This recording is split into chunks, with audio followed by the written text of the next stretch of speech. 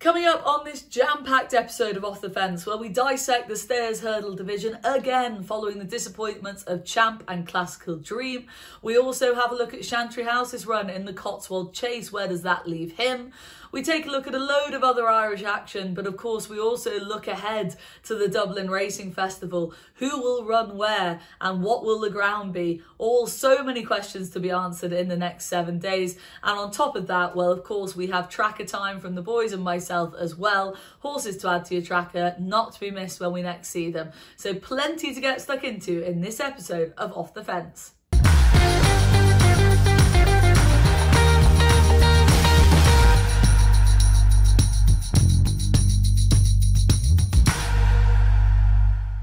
Welcome to Off the Fence. We have a jam-packed show to get through this week with plenty to look back on and loads to look ahead to as well. As always, each week I'm joined by Barry Geraghty and Tony Keenan. Quick check-in with you guys. Tony, how was your week? All good at your end? Yeah, all good. Looking forward to this weekend especially now. Building up nicely. Hopefully we get a little bit of rain ahead of the weekend. Have you had a drop in the last 7 days at all? There's actually been a little bit where I live, but I actually looked at the Met.ie website there this evening, and there's a total of 0.1 of a millimetre of rain forecast for Leopardstown in the next 5 or 6 days, so the watering can's going to have to be out again. Lordy Lord, we'll get across all of that in due course. Barry, how was your week? Did you go racing on Thyestes Day or over the weekend at all? Yeah, I went to Gorham for Thyestes, great days racing, brilliant action, great crowds, and Cheltenham Saturday as well, the same, so a few turn-ups as well, so it was good fun.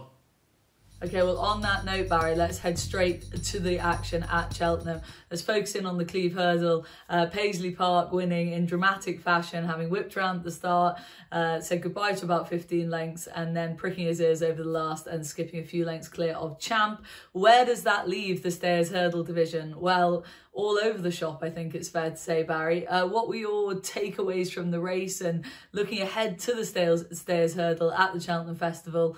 You've been talking about Paisley Park being overpriced for a long time, and he's come good now. He has, and I suppose a few of the fancies, Champion, one of them disappointing. But Paisley Park, he was beaten early in the season, but I think there was good enough reason for it, as he needed to run in Wetherby. They rode him wrong in Newbury. He was only beaten 5 lengths in Ascot, but after giving away 15 lengths at the start, to turn it around the way he did, was a brilliant performance. Now, you could question the race to a degree. Champ definitely ran below par. He had Paisley Park 5 lengths behind him when they all jumped off together in Ascot, and Paisley Park beats him 3 lengths, having given away that head start. So it's questionable. Isnagar Oscar, who has been disappointing, he ran reasonably well as well too. So it mightn't have been the strongest race. And I think Champ well underperformed, so he needs to come back. But he did that last year where he ran really well in the Game Spirit, and then he came and he disappointed in the Gold Cup. So it can be hard enough to get Champ to follow up his runs. But Paisley Park, take nothing away from him, he was really impressive. He showed some of his old class, and the fact he loves Cheltenham as well too. So you'd have to take a lot of positive out of it. But Flooring Porter is now probably the horse they're going to, because he's the lad who hasn't been out and disappointed. But it was an interesting race, and the start especially. Yeah, absolutely, and that's really interesting in regards to Champ not necessarily always being able to back up a good performance with another good performance, but maybe if he's put that lacklustre show in now, are they going to be able to get him right come March? There's just so many questions around the Stayers Hurdle division, Tony, and at the moment we're looking at Flooring Porter 7-2, Champ 6-1, and of course we've got to focus on Classical Dream, who was another big upset in terms of disappointing in the week in Gorham Park. What are your takeaways from that Gorham Park race? Yeah, well, for 90% of the race, it looked like it was going to be a formality. He travelled well, he jumped well, and then jumped the second last fine, just seemed to empty completely. Paul Townend accepted it in an instant. Royal Kahala beating him, yeah, fair enough. She's on the up, she was getting a lot of weight. Progressive Mare suitable conditions, better over the trip, but Home with the Lee and Ashdale Bob is a different story. I'd be surprised if Willie Mullins is a worse bit of placing now than this horse at Gowran last Horse all season, to be quite honest. This was just very, very strange. And this is confirming my pre-race opinion, which isn't actually probably a good way to be looking at it, because just because something confirms your pre-race doesn't mean you're right. But it didn't make an awful lot of sense for a few reasons. So he's a horse that has had problems. First of all, he's missed time off the track, missed chunks of seasons, different things like that. He strikes me as being very exuberant, been very hard on himself in his races. Saw the kind of antics before the Supreme. He he sort of thanked Paul Townend from the start of Christmas. He just took off with him. Now he went to Christmas with no prep run over Flooring Porter. Now we know Willie Mullins has done pretty ready, but he still had a hard race there. It was a really fast time, which to me is always a good pointer. It's been a hard race, and himself and Flooring Porter were going at it from a long way out. He's already produced very well fresh at Punchestown last season and at Christmas, so I just didn't see any need to run him 4 weeks later in a Grade 2 at a track that tends to produce quite difficult testing ground. I don't know, he'd be a horse that I'd find quite hard to fancy for the Stayers Hurdle now. Just a massive effort now to get him back, to form. And I've seen them spinning it as like they weren't too disappointed and the race came too soon. But when you're dealing with a horse that has had problems like that, I would rate that a fairly sizable negative. Now, he's with the people who are probably better at getting something back than anyone else. But no, I'd be quite happy to pass him over now in this race for the moment. Now, is there anything solid left in the race? I don't really know. Flooring, as I said to you, you made the point on Twitter, Tony, that when we're turning to Flooring Porter as the solid option in a race, then the job's completely up in the air, isn't it? Yeah, it's become really confusing. Philip Hobbs' horse is also quite solid. Again, he's another horse. The Time sorry. Hill. Time Hill. Jesus, the forgotten horse. Another horse that probably hasn't been the best placed this season either. Like if the plan with him was to try and win a Stayers Hurdle, I'd say going to France for his first run of the season was madness. When those horses are kind of well into their season and ready and so on. He seems to be a horse that's best fresh, and I thought he ran a little bit flat in Ascot. Didn't travel as well as he could. Now him going back to Cheltenham fresh, he could improve. He'd be somewhat interesting. He's also run very well at the festival twice, touring the Champion Bumper and an unlucky fortune in Albert Bartlett. So he's probably quite solid. I haven't done anything really in the race beyond that. But yeah, Champ was also disappointing. Like, I think you could overplay the fact that Paisley Park got left at the start. He made up the ground quite evenly and stuff like that. He didn't rush him up or anything like that. But it's the fact that he's had a bad kind of trip through the race. Champ has said things perfect and he hasn't been able to do anything with it. So yeah, very, very confusing race. Is there something left field going to come into it? Willie Mullins has mentioned Mellon for the race. I know that's speaking of super reliable horses, I know he's apparently going for the Gold Cup on Saturday. But the Stayers Hurdle has also been mentioned. So yes, that kind of race, something crazy could happen. Further to the Gowran race, look, you could only be impressed with Peter Fahy as a trainer and how he's handled this mare, and just in general, he competes with these top lads at all levels really, in the starting out in bumpers, gets them into graded races, so he's done really well all season and kind of in recent seasons just in general. I had a good look at the Mayor's Hurdle a few weeks ago. I don't know why I took a notion I was going to have a look at the Mayor's Hurdle ahead of the Gold Cup or something like that. I just thought it was an interesting race. And my one takeaway from it was that they all seemed quite closely knit. There were loads of horses with chances in it. But this Gowran race would give a pointer that the Leopardstown form from Christmas is quite strong. And I thought you could make cases for Royal Gahala being the best horse. She won it. You know, Heaven Help Us improving for Cheltenham, Tell Me Something Girl improving for Cheltenham, even Finest Evermore shaped quite well on that occasion. And just more generally, I think these mares races and how they're coming out and competing then in open company is really notable. I think it's kind of like a rising tide is lifting all boats. We've seen it with Honeysuckle, we've seen it with Epatante. Yeah, fair enough, you can say that they're exceptions, but I don't know, was anyone really expecting Royal Gahala to be winning open grade 2s? Stormy Ireland has won a couple of open graded hurdles there in the last 8 or 9 months. The allowance is big, but I do think also the competition is big. And are we going to even see even more of these mares coming out? And competing very well. Colreevy was another one last season. She beat the two hot pots in Punchestown. Again, probably things going her way.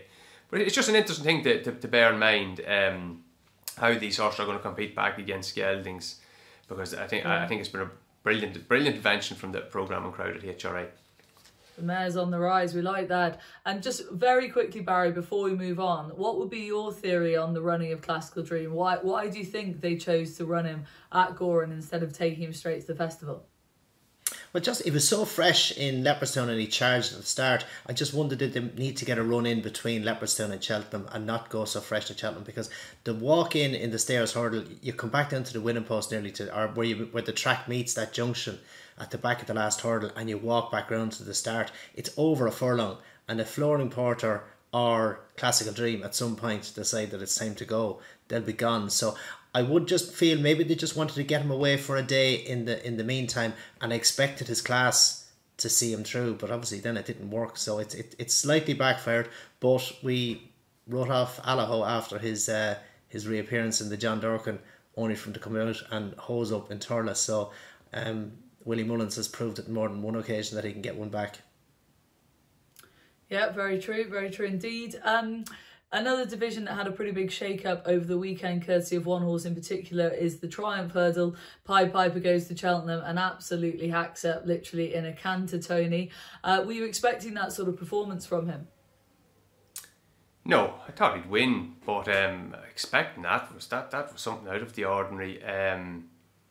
Really liked them in Punchestown, and but it just goes to show that Punchestown form was really very hot, and also the fact that Gordon Elliott, what he said, that Pied Piper wasn't particularly ready in Punchestown, that looks to be the case too. He showed a bit of versatility as well, totally different tactics to Punchestown, dropping him out. That probably suited. Time-wise, this wasn't a great race on the clock, but it was quite similar overall time to the handicap hurdle that went before, but running contrasting styles, went much harder in this race than in I think it was Cormier won that first race. And I think that kind of run style is one that works well on the new course, like being forward there, just never really, unless it's a very small field and they go steadily, which they typically don't do. Dropping them in seem to would be a tactic that would work well, hopefully, in a Triumph Hurdle. Now, of course, discussion now is whether he's going to go for the Triumph Hurdle. I've been kind of mixed messages from the trainer, from the owner's representative. What I'd say about that is he's already done it on the Triumph Hurdle course. Pied Piper has.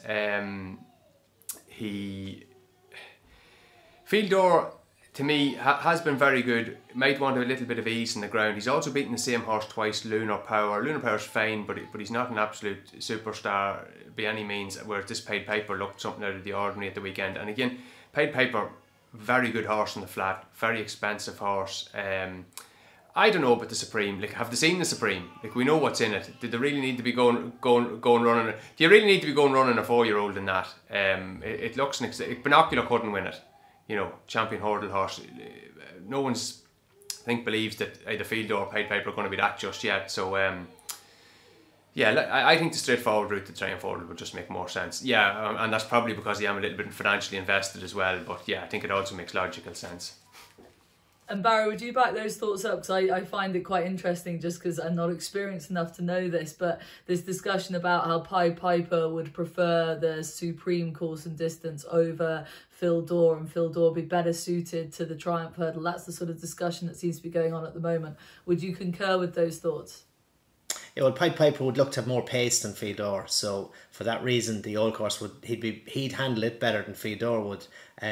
But if he was to go for the Supreme in a normal year, you could consider it. But I don't ever remember a Supreme as strong as this one, so it'll be a big call to go there. Okay, well, at the moment, Pied Piper is 5-2 for the Triumph and 20-1 for the Supreme, so that tells you plenty about what you need to know. Barry, let's stick with you. Quick word on Chantry House, obviously winning the Cotswold Chase at the weekend, but making quite hard work of it in the process with those cheap pieces added. Yeah, no, he did labour. He laboured through the race. His jumping was adequate. He was slowed a few. I thought he did really well to win, because he never looked like a likely winner at any stage through it. Obviously, Nico jumped off him after the line. The horse was, he was exhausted, I suppose. He'd had a tough race, but he should come back from that okay. It was just a case of the horse didn't need an extra passenger, an extra 10 stone or 10.5 stone on his back, so why not just make it a bit easier for him? He wasn't distressed as such, but he was very tired. He'll have to find a new lease of life if he's going to have a chance at the Gold Cup on the back of that run. The bare form, you could make a case for it and say Santini, he was second in the Gold Cup, he's done well. I Wright, who has some good form, he won the rehearsal back in November, good level of form as well, albeit this was a return. But the fourth horse, Cotto Reiko, was getting £4, was rated 139 and was only beaten 11 lengths. That throws a big question mark over it. So it's not good enough. And as I say, Chantry House, I think he needs to find a new lease of life to get back into the Gold Cup picture. Is he just last question on him, is he just not as good in open company as everyone thought he was a couple of years ago? Is he just not developed into the horse? Because at one point he was a real talking horse, I felt. No, he just, for whatever reason, he doesn't seem to have sparked this season. Now, I know he went well in Sandown, but then he didn't turn up at all in the King George. I was third him in a Supreme over 2 mile, obviously. Loads of pace, ran really well that day. He won the Marsh Chase when Envoy Allen checked out last season over 2.5 mile at the festival, so he had enough pace that day. If he was to bring that sort of pace to Cheltenham last Saturday, he wouldn't have been off the bridle at halfway. He'd have travelled well at the King George. That's why you give him a chance at the King George, because he was a 2.5 mile novice chaser going for King George. You think that's ideal, but for some reason he just isn't showing that the pace. He's not travelling the way he was, and he did really well to grind it out. It was hard fought, but that's just not what he was showing before, and he needs to get back to the horse we were seeing last season. I wondered now, I thought the biggest issue with him on Saturday, I thought he showed a commendable attitude, but he just jumped terribly. He was just continuously making small mistakes on the way around. Now, he had back surgery prior to his prep run for Cheltenham last year. I wonder, has that recurred? His jump was fine there for a period, but on Saturday it just looked his weak spot, and there's obviously not time to sort that out between now and then. If he has re-aggravated that injury, it'd just be that would be the biggest concern me, how his jumping would hold up going with the Gold Cup pace. Yeah, interesting. He's currently 20-1 for the Gold Cup in open enough looking Gold Cup this year. Barry, let's move on to the Arkle picture and focusing in on the action that we saw at the weekend, but obviously the disappointing news in the week that no Fernie Hollow out of the Arkle, which now means that your horse that you've been talking a lot about all season, in fairness, Blue Lord, now tops the Arkle market. But we saw Third Time Lucky get back on track at Doncaster in the Off the Fence. Watch Off the Fence on attheraces.com. Lightning Novices Chase, grade 2 in brackets. He did it really well. It was a 3-runner field. It was a sort of pathetic race for a grade 2, if I'm being deadly honest. But he did it in emphatic style, and I was so impressed with his jumping, Barry. We saw him at Cheltenham and then at Sandown when they used those very overly aggressive front-running tactics on him. He sort of could let fly at one and misjudge one a fraction and get a touch wrong. I don't know what they've done with him. They said it's just down to the fact that it was his 4th run of the season. But his jumping at Doncaster was pinpoint accurate, and he absolutely bolted up. I'm a big fan of his, but I think you're not.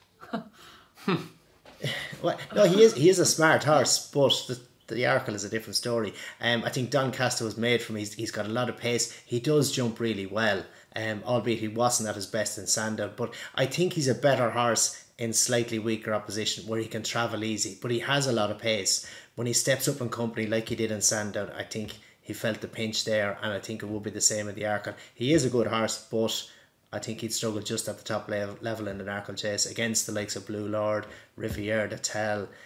That's a strong race. I mean, it is, but I don't know. I was quite taken with him. Maybe I'm a bit biased because I was there. I don't know. Word of warning, by the way, it was reported shortly after the race and then the following day by the skeleton team that he had suffered an overreach. So he wasn't absolutely nailed on to make Cheltenham. They just wanted to take it easy with him for a couple of weeks. So we'll hear more on that. And as a result, I suppose he's currently 8-1 for the Arkle. So I'm a big fan, but maybe he'll get caught out in that grade 1 company. Tony, let's focus in on Gorham Park and the Thirsties Chase. Longhouse Poet went and won after being back pretty heavily during the week and going off a short enough price favourite for what is always an open looking Thirsties Chase. Yeah, very impressed with him. Thought they went a serious gallop in this race. The first 5 or 6 now that were up there, a lot of them finished well beaten, pulled up. He was the one that was up there throughout. think the jockey said that he wanted to keep him wide to get a good sight of his fences. He jumped very well, he travelled very well. The pace that they went, he's an unexposed sort. I think he's tailor-made for the International, as he's 33 to 1 there. That looks a very big price to me. Obviously the trainer's got a little bit of history with prepping a horse in the Thyestes and bringing him on to Liverpool.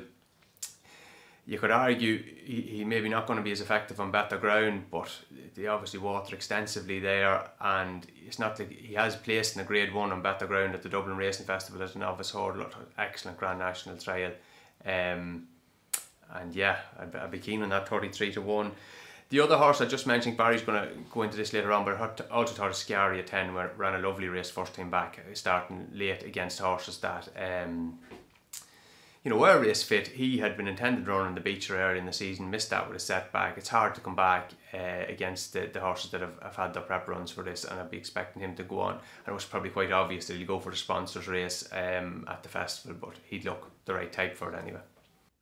And also, Tony, just sticking with you, because I know you wanted to give a nod to the bumper horse Mercury for the Willie Mullins, Patrick Mullins team, Rich Ritchie colours, taken with Mercury. Yeah, he was very impressive. He well talked up beforehand, and I know it wasn't a very deep field. There was only 7 runners in it, but the second horse seemed to be quite well fancied, and the third horse had run to a decent level in the ace before. The time was good, compared very well to the other races over 2 miles on the hurdles track. Visually excellent. And look, it's not as if they haven't a history of starting off good horses in this. Blue Sari would have won him when that went close in the champion bumper afterwards. Trainers sound quite lukewarm about actually going for the champion bumper. He mentioned Limerick and maybe on to Punchestown, thinking the horse is more of a long-term prospect. I think that speaks as much as anything to that. They just seem to have a serious team of bumper horses this year. And I actually think the champion bumper just looks a hell of a race, a very deep race at this point. Tony, if you could just pick one bumper horse out of the Willie Mullins yard right now, just on the spot question, who would you pick at this stage? Oh, just the obvious one, Facile Vega. I would say he just has the substance to his form. But I wonder, when it comes down to it, will they just run Mercury in the champion bumper? Like, there haven't been too many cases where they kept one back for Punchestown. They're not really interested in that. He's with a big owner who didn't have a great season last year. Willie Mullins has never any problem running 4, 5, 6 horses in a champion bumper. It hasn't impinged on their careers in any major way. So yeah, when it's down to look at it, will they just say, yeah, roll the dice, we'll run him as well. Try and win, have the first 6, which have gone close to in the past, Yeah, and first jockeys don't always get it right. First jockey choices don't always get it right in that bumper when it comes to Willie Mullins runners. It's thrown up a few surprises. Let's stick with you, Tony, and stick with the Irish action. With the Mares Novices Hurdle Division. Brandy Love and Allegory Devassi went head to head when we saw them over the weekend, and it all went a bit tits up for one. I think it's fair to say. I think you. Do you see what I did there? Do you see what I did that was very impressive. Clever. Now, yeah, that's how long have you had that one ready now? I think that's been in the drafts file for a while. I'd say. Yeah, good race. This. I was quite impressed with the winner, although I still think she's more of a chaser. She's a big scopy sort. She jumps her hurdles big, but she does things right. Unlike the runner-up, without wishing to cause offence to porn stars, you can see why they've called her after a porn star, because she is tricky, to say the least. Look, she is absolutely laced with ability, but this thing about jumping left, and she's not a horse that's just shifting left a couple of feet that you're saying, okay, right, she's back on a left-handed track, it's going to be okay. This was too extreme. She was shifting markedly at the early flights, and then coming into the straight when the race really gets going, she basically tries to run out at the second last.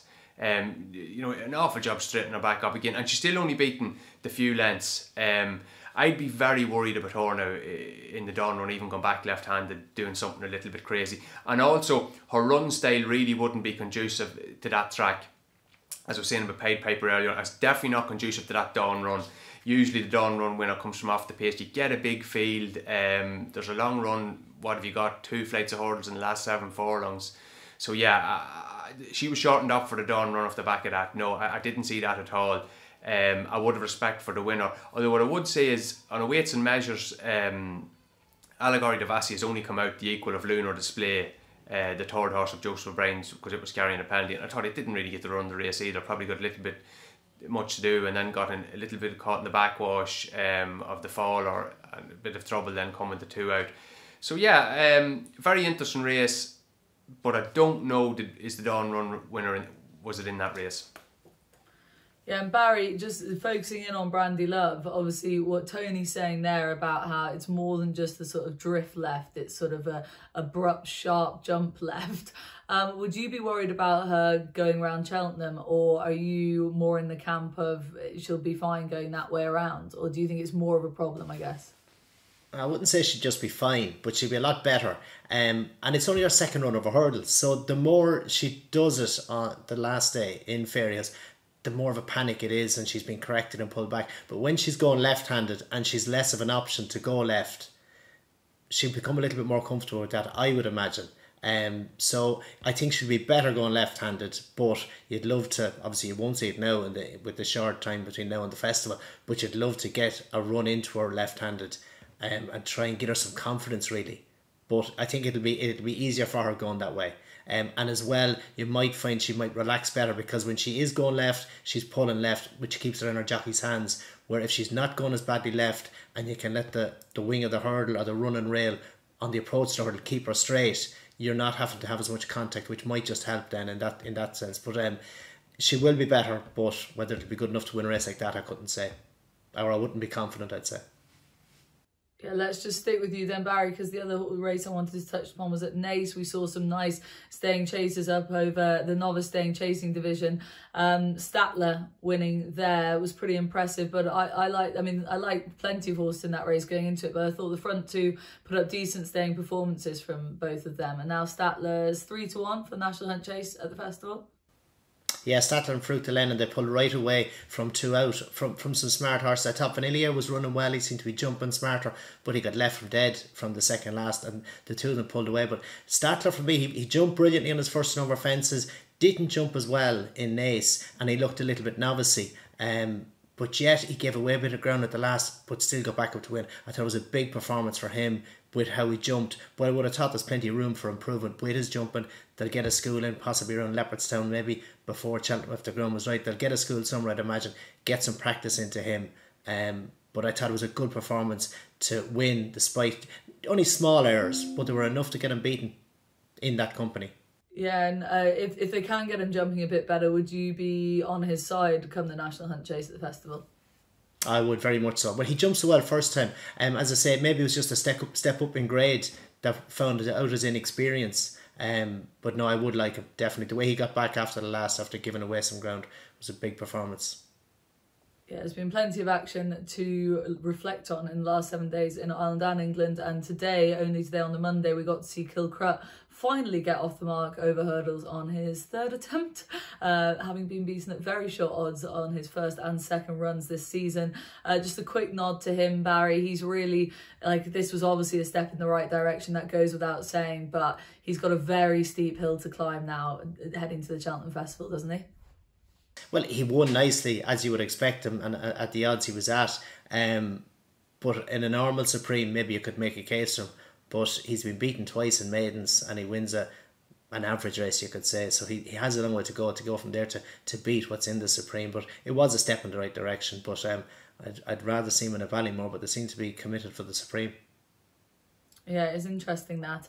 Anyway, hopefully that has been a rattle through the last 7 days of jump racing on both sides of the Irish Sea. Let's now look ahead, because we have an absolute belter of a weekend up and coming. Dublin Racing Festival, Sandown, and good action elsewhere around the country as well. But Dublin Racing Festival, Leopardstown is obviously going to be our main focus. And Tony, at this stage, it's so hard to sort of go through race by race or dissect anything in any real great detail, because of course we're filming this before declarations, so we really don't have any idea what's going to run. And then the ground and this no rain situation throws in a whole nother spanner into the works as well. So just in terms of the weekend as a whole, Tony, few horses that you're really looking forward to seeing. Obviously that's such a general question, I'm aware of that, but the real sort of ones that are really catching your eye if they show up. Yeah, the ground first of all, Leopardstown tweeted out there on January 27th that they've had 3 millimeters of rain since Christmas, which they haven't got any chance with that. Like that's just making life incredibly difficult for them.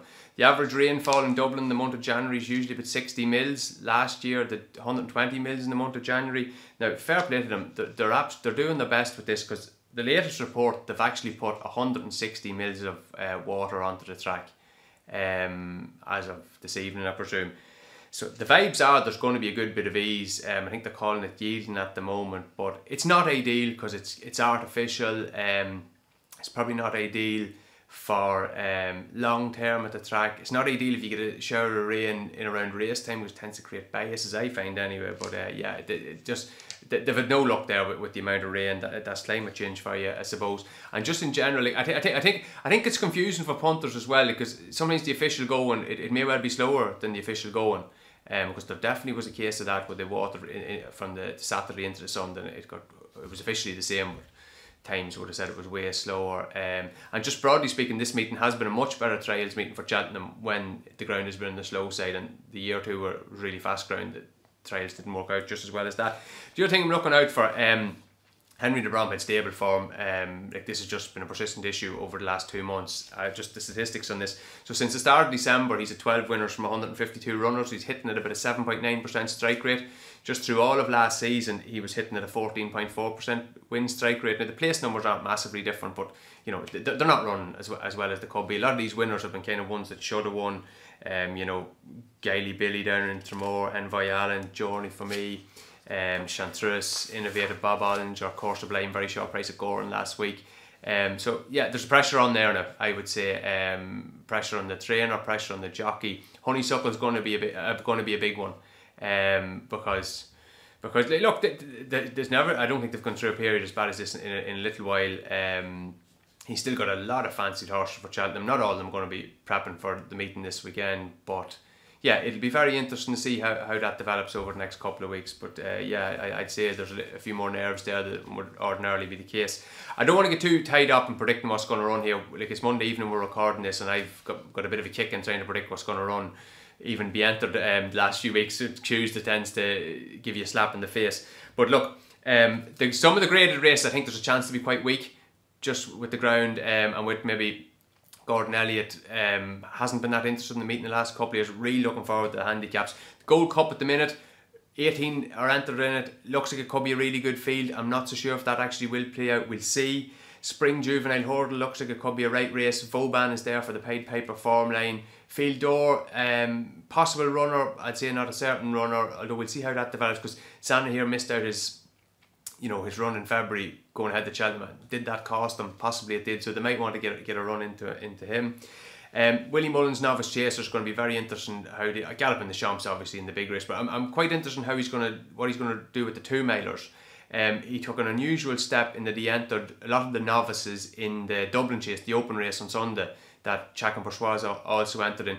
Now, I thought this was a little bit of a hang-up about what happened at Christmas. So he Chacun Pour Soi entered in the 2-mile race at Christmas. He injures himself, whatever he does, and he's only got the sole runner, and it leaves a bit of a bike race for Battle Over Diane and Envoy Allen. I'd say Willie Mullins was sick over that now, that he hadn't something else entered in as a backup plan, and he's probably not going to want to get caught in that. So if it is a case that Chacun Pour Soi was to miss the race, by all accounts he's fine at the minute, but it was a last minute setback the last time, and he has been prone to a niggle or two.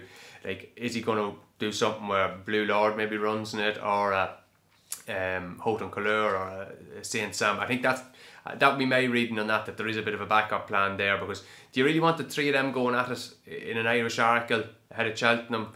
Probably not ideal. You don't mind them racing against each other maybe at Cheltenham or Punchestown, but prep race a little bit. But when there's 2 grade 1s going there, and that Dublin Chase could be quite a weak race if Chacun Pour Soi doesn't turn up.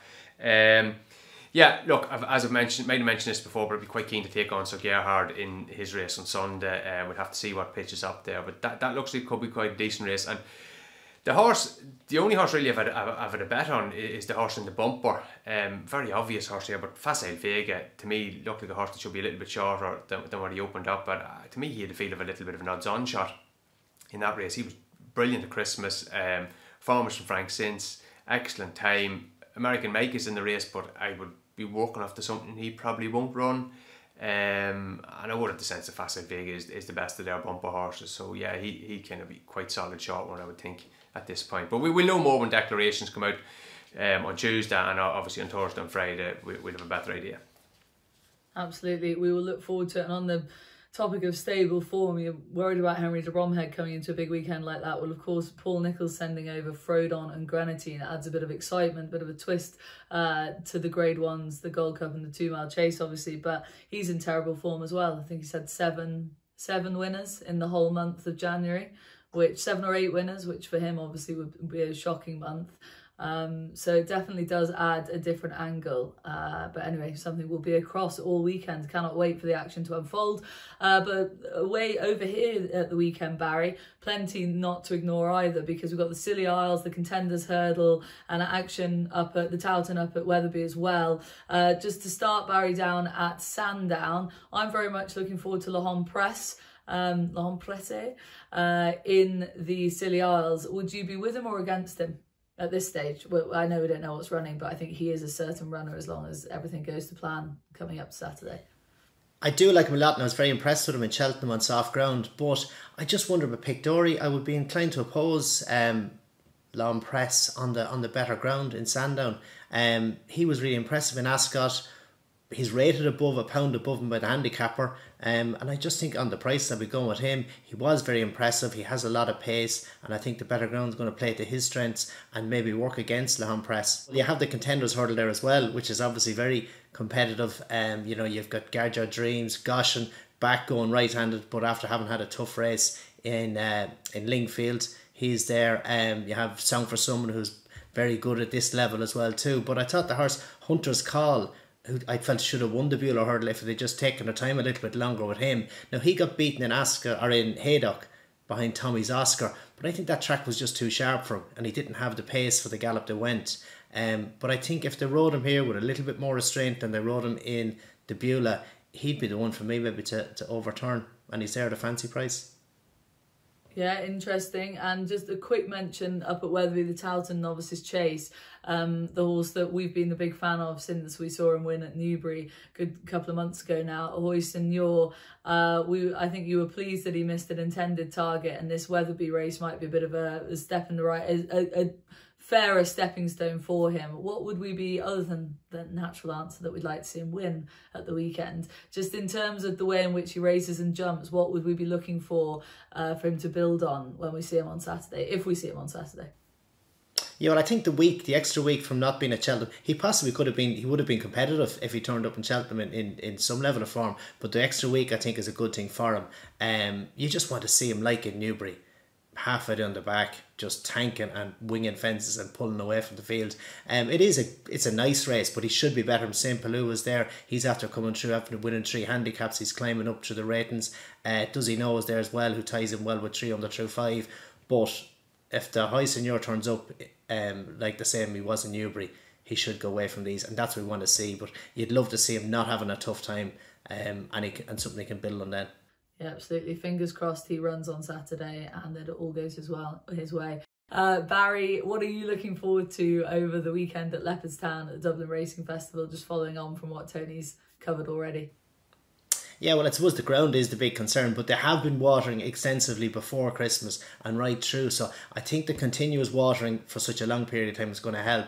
But the 2 Mile Novice Chase on the entries with Blue Lord, you've got St. Sam, High and Colours, and Riviere de Tell. If she happened to turn up, I'd love to see her, because you've the Fernie Hollow form to work on here as well. Now her allowance has been reduced by £2 as she gets older, but she has the experience she has over 2 of the other 3 who have only had a run each, High and Colours and St. Sam. So that to me, now they probably all won't run as Tony mentioned earlier on, but on the entries it looks a brilliant race. Galloping the Champ, I can't wait to see him, and I'd be just interested to see how Master McShay runs, who beat Farouk Delaine in Limerick, and Farouk Delaine ran so well behind Statler. I'm not saying he'll beat Galloping the Champ, but I'd say he'll be best of the rest, and it'll just be interesting to see, because he didn't have the most straightforward prep to get to Limerick. So if they've had a good time but since then, he could turn up in good shape. And Barry, just one final question on Dublin Racing Festival before we move on. just going back to the ground, which both you and Tony have now touched upon with this heavily watered situation due to climate change, as Tony says. I find it very interesting that people talk about the difference between very heavily watered ground and genuine, natural, rained on ground. Just from a jockey's point of view, what is the difference there? Just explain that to anybody who doesn't know. Why is there a difference between watered ground and natural ground? Yeah, well, the natural rain, it's more consistent. But when you're watering, it's very hard to get it consistent right the way through. So that would be the main difference. But if you're watering, you have to water for a long time to get that water to soak down deep, and that's where it needs to be. It's fine if you've juice in the top 6, 7, 8 inches, but it's below that. If the ground is hard below that, that's how you jar a horse up. And you could do a little bit of damage. So, but the fact they are watering for so long since before Christmas, that's going to stand to it. But rain on ground is more consistent, will be the main thing. And if you're getting it over a longer period of time, it gets that chance to soak down into it. So it's hard to get the volume of water onto a track that drains as well as Leopardstown does now.